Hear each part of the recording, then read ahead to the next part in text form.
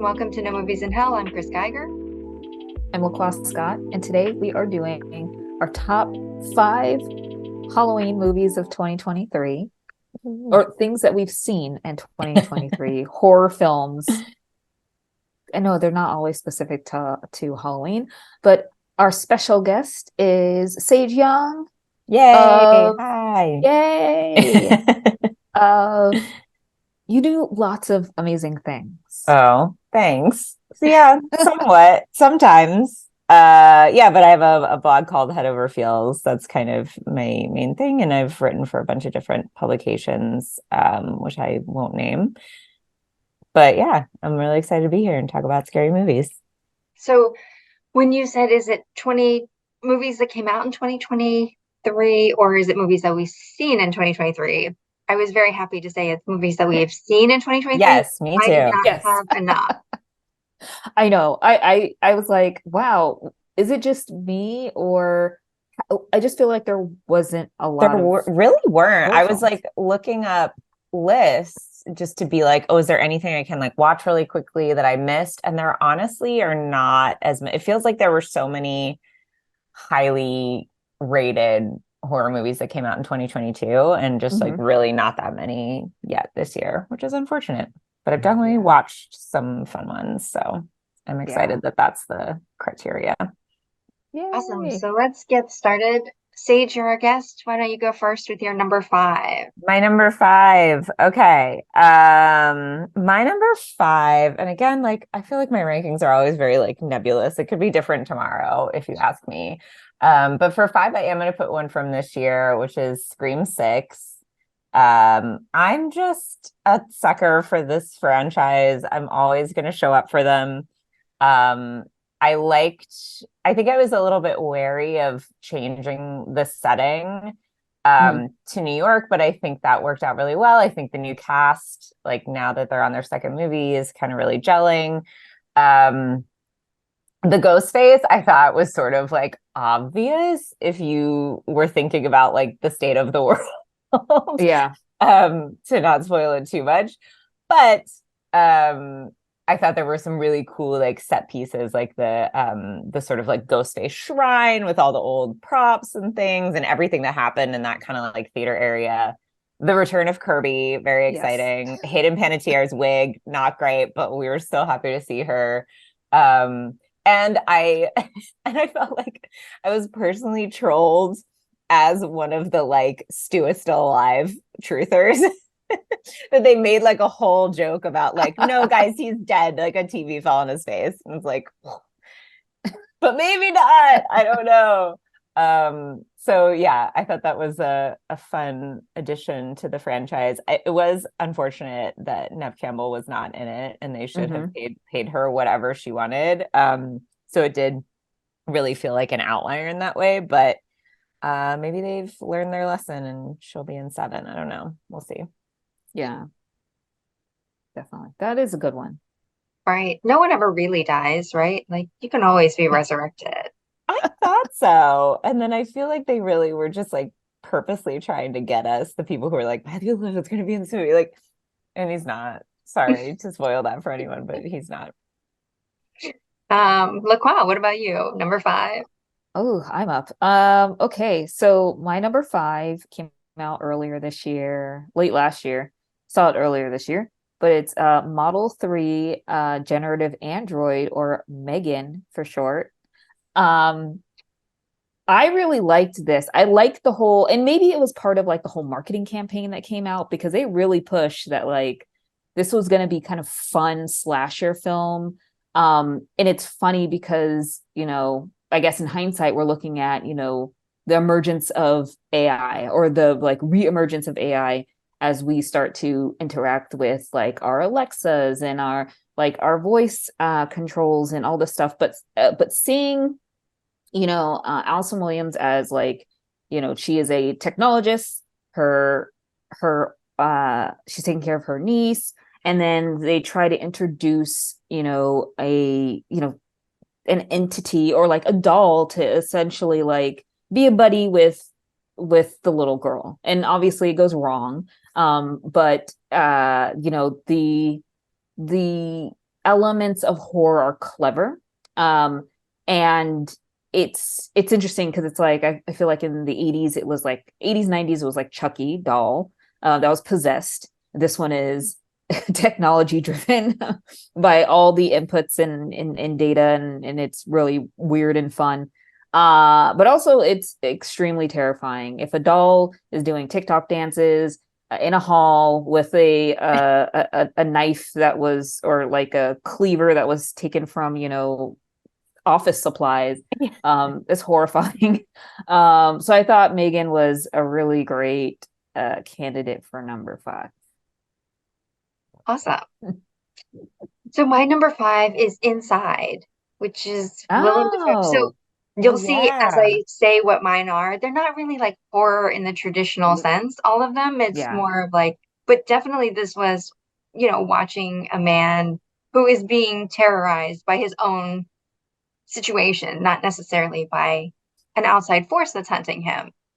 In fact, he would, I think, welcome an outside force hunting him Yeah. at a certain point. So, yeah, Willem Dafoe, Inside, number 5. That's a Number good one. That looked really scary. I haven't seen it yet, but it looked like the kind of thing that would probably like haunt me for a little while because that's one of my like biggest fears. It's just like being trapped somewhere. So, oof, right, right, yeah. for sure. Number 4, Sage. My number 4, I guess, is also maybe a little bit more of a thriller. But I'm gonna put it anyway. It's Knock at the Cabin. I am Oh, like an M. Night Shyamalan apologist for a lot of reasons. They're not all great, but like The Village is brilliant. But and I really loved Dave Bautista's performance in this movie, especially. I thought he was like, because he's such an interesting character because he's not like, he kind of is an antagonist, but he really feels like he's he feels like he's doing something righteous and doesn't want to hurt people. And I think that makes for like a really interesting kind of like central character. I didn't know what was going to happen. I didn't read the book, and apparently the ending is a little bit different anyway. But I mhm. just thought like the structure of it was really interesting and cool, and kind of like it moves very slowly. It's kind of like meditative. Um, and it really like captures the feeling of like being held against your will, and like the time sort of like stretching out as you wait for something crazy to happen and you don't know exactly what that's going to be. So it has that kind of like scary element on lock. But yeah, his performance especially, I would really recommend it to anybody just for Dave Bautista not being Drax. I feel like I didn't watch all the Guardians of the Galaxies, but I do feel like the ones that towards the end, I think I watched the most recent two. But I did really like him in there. I saw Spy or My Spy. Mm-hmm, He mm-hmm. was the little girl. I thought that was great. Yeah. Yeah. So LaCroix, Yay. Oh, You're you're back. sorry about that. that's okay. You're back in. What is your number 4? Okay, my number 4 is Beau is Afraid. Mm. As a kind of the psychological horror of it's like the Truman Show of the, I guess, what are we now in the 2023, I guess. And all kind of like the scaries of, you're being told something from your family, and then you go out and you try to experience the world yourself, and you're still like in the sandbox. It's terrifying. And I love the surrealism in this film too. My number 4 was going to be Beau is Afraid too. But Hey. because you have already said Beau is Afraid, I'm going to go with my honorary mention. Oh, Um, actually, I'm not. I'm going to change up. So, last minute call. Last Voyage of the Demeter. okay. Oh, That's on my yeah. list. I Now I know. I really want to have to see see that one. it. It was good. It was well done. I mean, no one is surprised by the ending, right? Like it follows very classic vampire lore. They did a really good job with it. I thought the acting was good. The set was great. The production value high. So I would put that as a strong number 4 for me. Nice. Yeah, that looks really fun. That's definitely on my list. Number 3, Sage. Okay.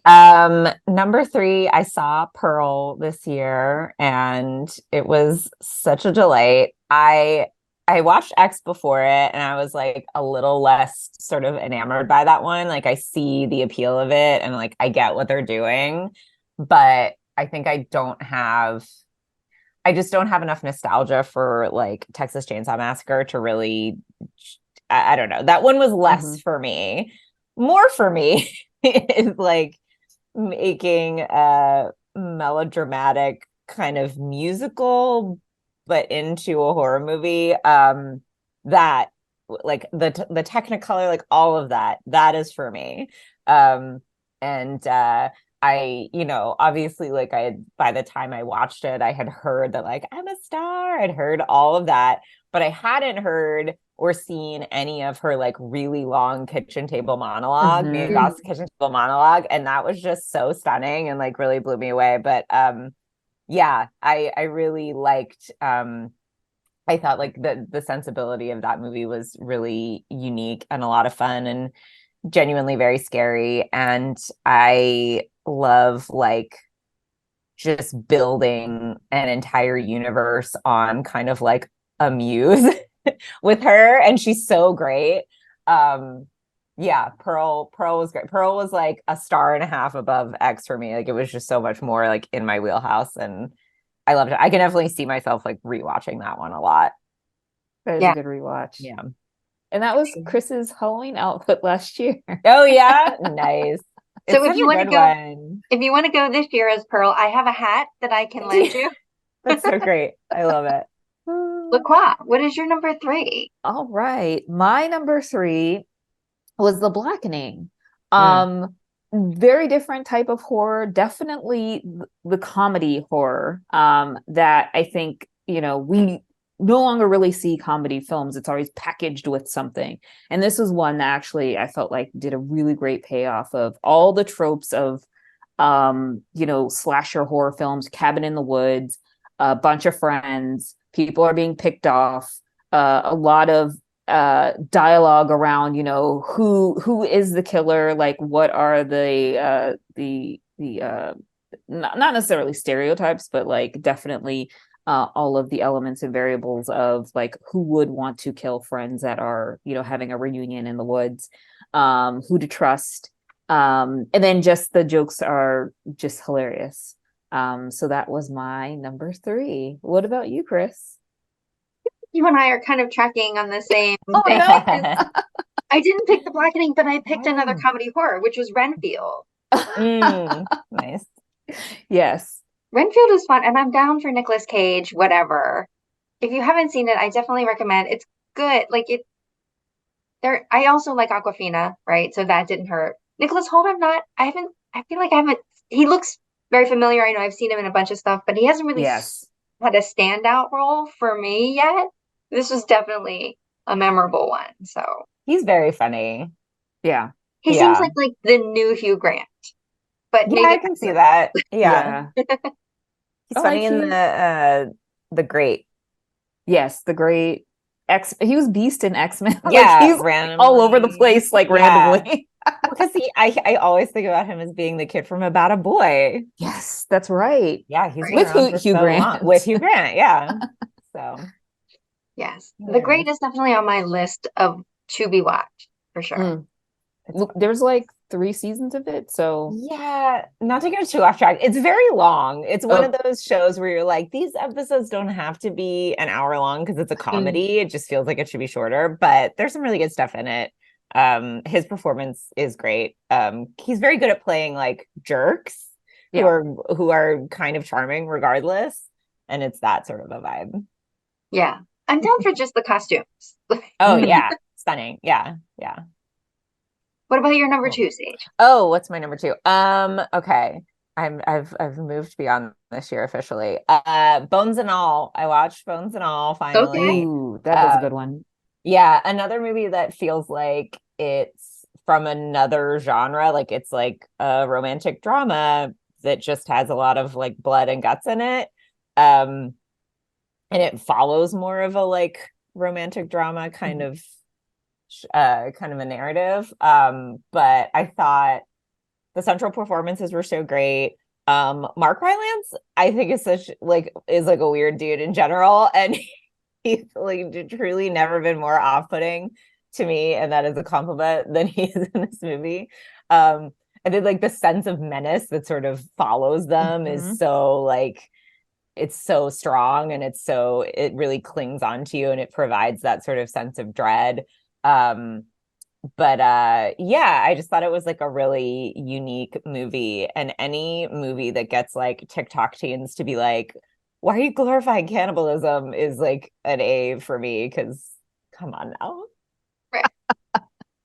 Come on. Oh, TikTok. Yeah. But and I liked that it was, despite what the storyline really kind of prioritized, which was like the love story, it didn't shy away, or it didn't look away from any of the bloodier moments. And yeah, it had a lot of bite, pun intended. Yeah. I love Like, Mark I like Rylance. that Like movie. I Yeah, will he's see great. anything he's in. Absolutely. He was on Broadway, I want to say last year. I think, yeah, because I knew him first as a theater actor. But yeah, he comes on to Broadway every few years, I want to say, and like West End stuff. But yeah, he's a Yeah. really interesting dude. All right, LaCroix, My number number two. two is Talk to Me. Mm, So usually I'm not one for liking movies about conjuring spirits, but I thought this one was really interesting because it came from like this kind of this lens of loss. So it's like mm, like loss, but then you're trying to find, answers for certain things. You're not believing a lot of people, but you're going to like the lead character believes in these spirits. And also I just find it, horrifying that, teens have a petrified hand. They don't know where it came from, but it unlocks the spirits to the other world. Um, and the fact that like, it's just like, oh, this was just been passed along and things happen to mm-mm. people, and it's, Friday night, we're all getting together to do this dangerous thing. Is absolutely terrifying. But yeah, you're conjuring spirits, you're believing these spirits, and who's to say that spirits are telling you the right thing? So I really enjoyed Talk to Me as my number two. How about you, I Chris? You're sorry, I have one comment on that, which is that I feel like at least like our generation, and I don't know if maybe the teens still have to do this today, but we all had to read The Monkey's Paw in like middle school. And I feel like Yeah. if you've read The Monkey's Paw, you wouldn't be messing with a petrified hand. So maybe they need to put that back on the reading list. They definitely do. And Yeah. I wonder if it's just like because this is a Australian film, like Oh, maybe they, maybe. Yeah. I didn't realize you it was know, Australian. I still have to see it. they skipped over that They part. skipped over those like traumatic short stories that we had to read in middle school, like The Lottery and Monkey's Paw. Yeah. Yeah. All the Yeah. Shel Silverstein and yeah, Shirley Jackson and Mm-hmm. Yeah, really messed you up. We did watch some like crazy stuff when we were kids. Like I don't Oh know if yeah. anyone remembers the Raggedy Ann and Andy Oh my movie, God. but that when I think about that now, I'm like, that's not, you should not let children watch that. That's not a kid's movie. Like where they like they're in that pit and the thing, like the candy monster, like they fall in and the candy monster is eating himself perpetually. Like that is so disturbing. And he Yeah. wants to eat her candy heart. Like that, Ugh. that's like a horrifying thing. Anyway, Yeah. I tell people about it now and they're like, I don't remember that movie. Like you're I like, can never forget it. So my number two is also Talk to Me. Nice. oh wow, okay. We're so close. Again, very limited selection this year. So Yeah. True, true, true. Sage, what about your number one? Okay, my number one is a very old movie that I just watched a few weeks ago, and I don't know why it took me so long to get to it, but I listened to You Must Remember This, Karina Longworth's podcast, and she's doing a whole erotic 90s season now. She's in the second half of the season, so a lot of like erotic thrillers and stuff, and I've been trying to keep up and watch everything. So anyway, I finally, for the first time, watched Lost Highway, and Lost Highway is my Mm. number one horror movie I've seen so far this year. I can't believe it. That it was just not at all well received when it came out, and people didn't get it, and they thought that he was over. And to me, it makes like perfect sense. And I've seen Mulholland Drive a bunch of times, and I was like, oh, okay, it feels like it's filling in a blank for me as far as like his whole like LA, um, the LA trilogy, I guess. But it's a really bizarre movie with Robert Blake in kabuki makeup for the last movie he would ever make before he killed his wife, Oh my which in a gosh. movie about killing your wife. Um, Lots of like weird images that are that really kind of like stick with you and are weird and are never fully explained, which I appreciate about David Lynch because I don't want everything to be explained to me. Um, Patricia Arquette in this like dual role where she's like kind of like a Betty Page goth girl and then like a blonde gangster's mole. She's great. Um, it just it was such a it was a vibe. Like I felt like it wasn't really a narrative. It was just like vibes. And the vibes were all exactly kind of like hitting what I like about erotic thrillers and that one has an element of horror that a lot of them do not have, obviously, because it also has this sort of like supernatural bent to it. But yeah, I was like, oh, I can't believe I haven't seen this up until this point in my life, but I'm so glad that I had a reason to finally. Yeah, Lost Highway rules. Now I want to rewatch Twin Peaks. So yeah, I don't know. What's your number one, Lacroix? Ooh, my number one is also a film from back in the day. I'm Yeah. going back to 1977. Ooh. So I recently seen Suspiria, Yeah. the original. Not I guess like the newest one that came out is very different from this one, but I Mm-hmm. really like yeah, saw this one this past week, and I was just like, this is a classic. I can't believe it's taken so long to see this. So Dario Argento, you know, young woman from the States goes to Germany to perfect her ballet skills.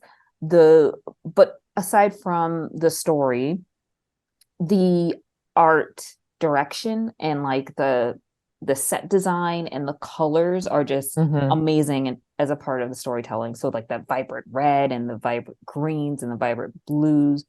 So I was really taken away with kind of the style, and then kind of the horror situations and the story secondly. So I really enjoyed it and I highly recommend it.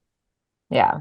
I like how they really feel like two separate movies that you can enjoy for their own merits. Like, because I really Yes. like both Suspirias and they feel Yes. completely different, like you said. Yeah. My number one is Under the Skin, Mm. Oh, which was wow. just Yeah. brought back by A24 into theaters. So I just watched it this week. And Scarlett Johansson, Yeah. amazing. It's a horror movie, but it's a horror movie about being like a normal person to some degree. And so that is terrifying sometimes. And you can't escape that. And here it is. So I thought it was great. And I didn't really know that much about it. I didn't know anything about it really going in. I had just had an evening to kill and that was available. So surprise and awesome. Jonathan Glazer is great. Do you guys have any honorable mentions you want to throw out there? Hmm. Let's see. Megan was on my honorable mention list, but LaClara already brought that up. I really like I think what I like about Megan that we didn't talk about is just the performance of the little girl who plays her is just Hmm. so great, and she has such a great physicality to her that I think, I mean, the reason why that dance went viral. Like it's so great to make a robot be able to move like that because it looks so unnatural.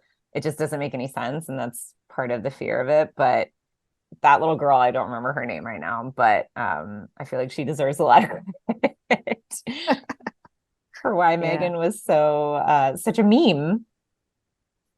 That dance reminded me of the chandelier video. Mm-hmm. Like it was. Absolutely. LaQuad, do you have an honorable mention? Honorable mention was mentioned. It was Scream 6. Okay. I thought it was really, really good.